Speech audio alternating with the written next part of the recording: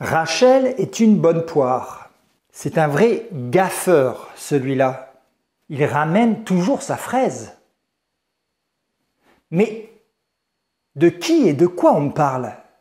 Salut, je m'appelle Jordi, je suis professeur de français et fondateur de Le French Club, le club de français 100% en ligne.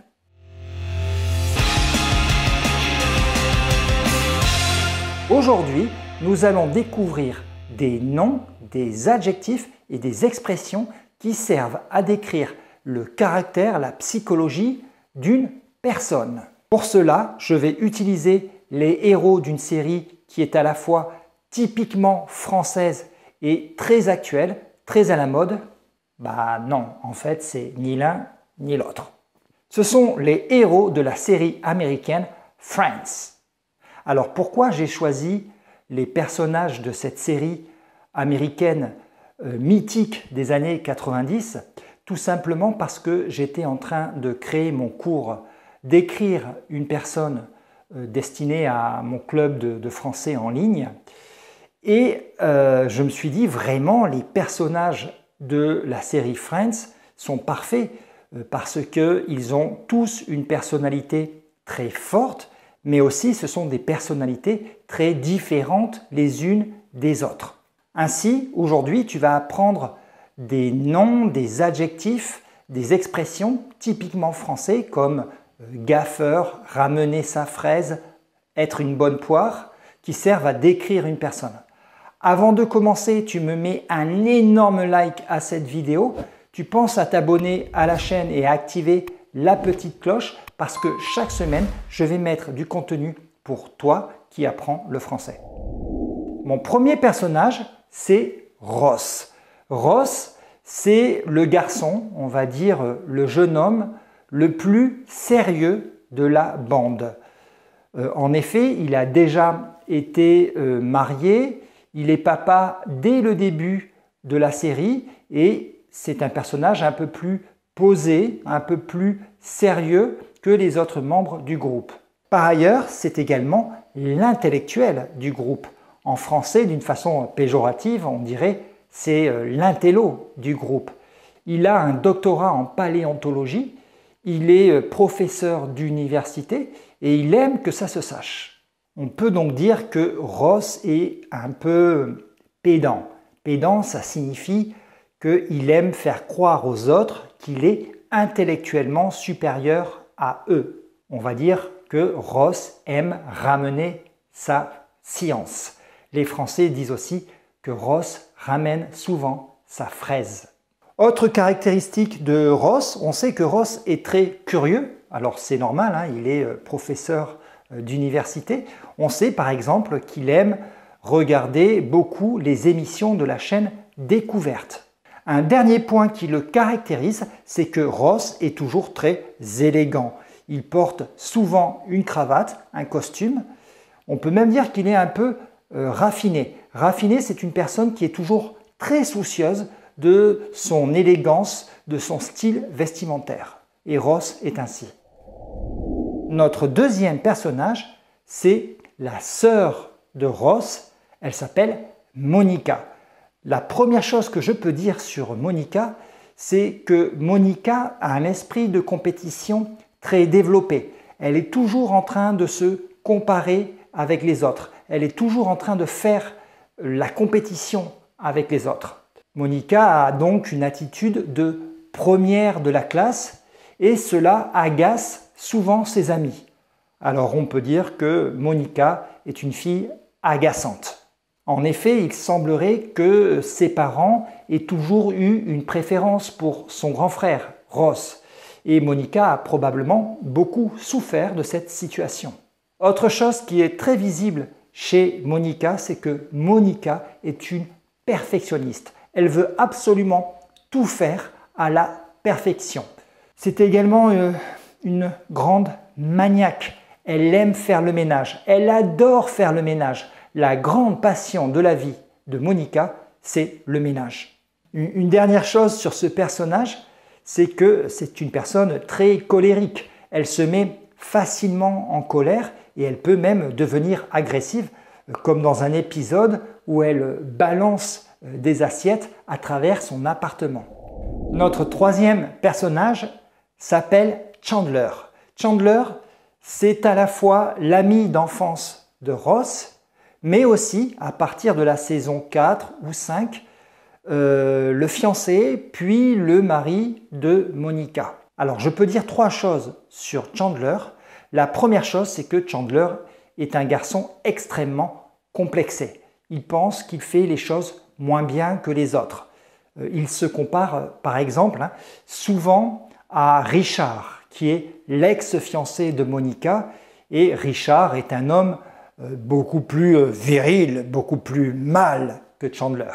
Chandler est un garçon complexé, mais c'est également un garçon qui est très maladroit, qui est assez gaffeur, c'est-à-dire qu'il fait des choses par maladresse. Par exemple, Chandler, c'est celui qui révèle tout haut l'amour que Ross portait secrètement à Rachel. Donc c'était un secret. Par maladresse, Chandler l'a répété. Donc on peut dire que Chandler a fait une gaffe. C'est un gaffeur. Deuxièmement, Chandler est un garçon qui a un grand sens de l'humour. C'est un humour assez sarcastique. Il semblerait que ce garçon très complexé utilise l'humour comme moyen de défense. En français, on dirait que Chandler est le rigolo de la classe, celui qui cherche toujours à faire rire ses camarades. Troisièmement, Chandler est un personnage qui est à la fois attentionné et particulièrement généreux.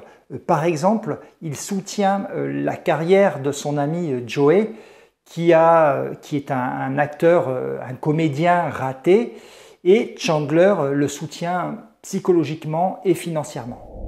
Notre troisième personnage, c'est Phoebe.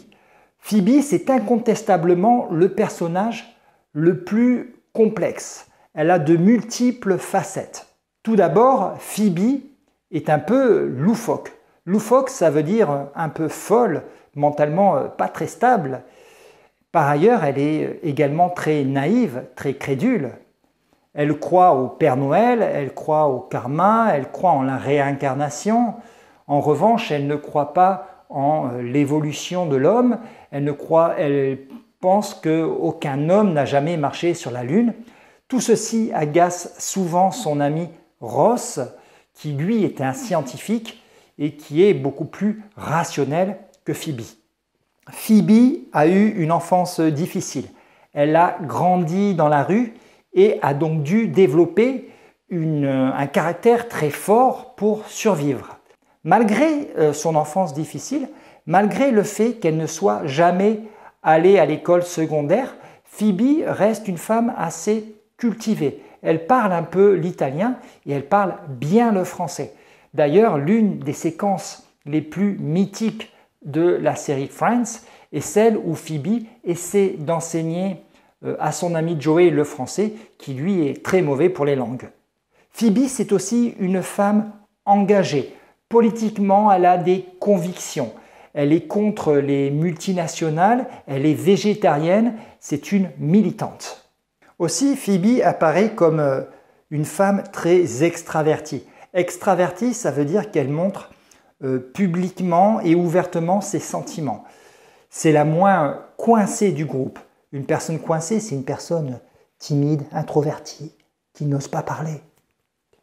Phoebe n'est pas comme ça. Phoebe est extravertie. Par exemple, Phoebe parle très ouvertement, très librement de ses aventures avec ses nombreux partenaires.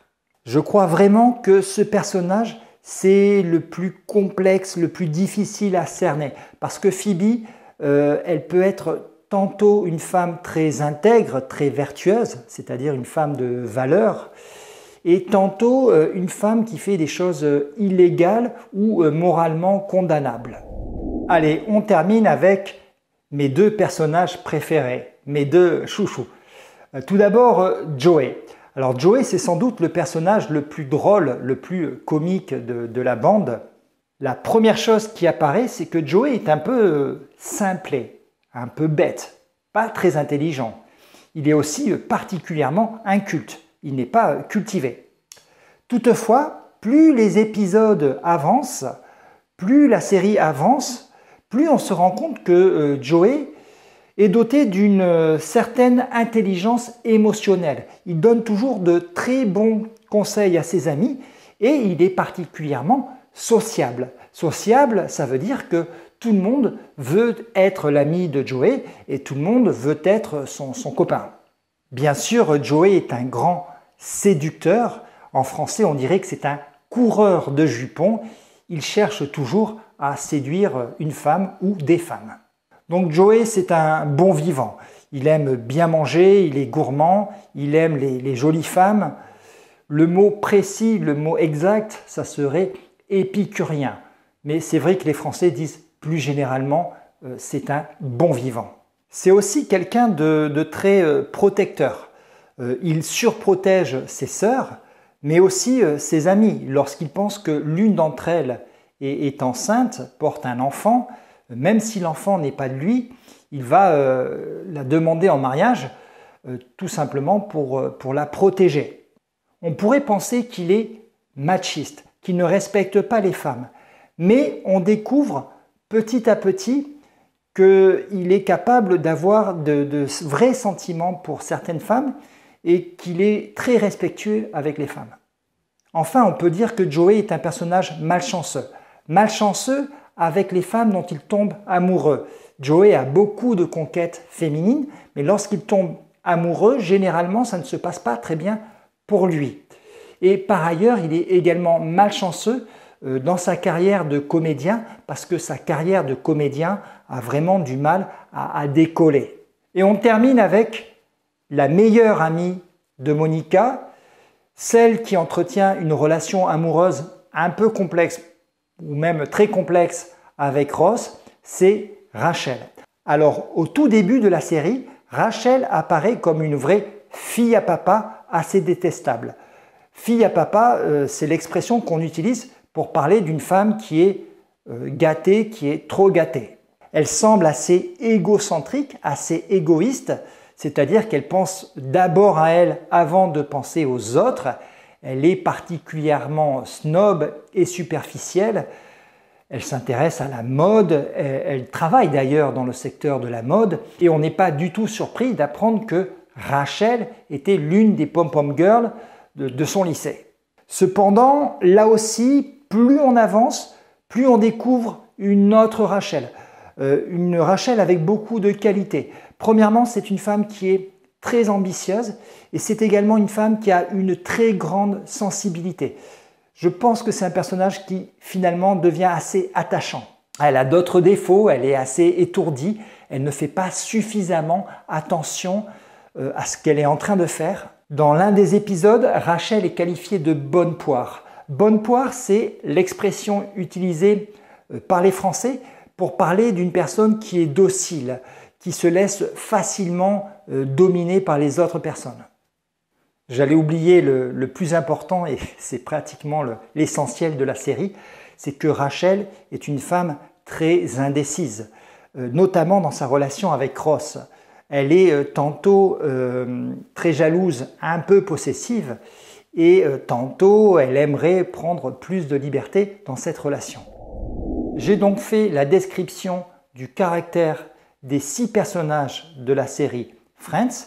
Je t'invite à me mettre dans les commentaires de la vidéo la réponse à la question suivante. Quel est le personnage de la série Friends parmi les 6 personnages que je viens de te présenter? Quel est celui ou celle qui te ressemble le plus, qui ressemble le plus à ta personnalité?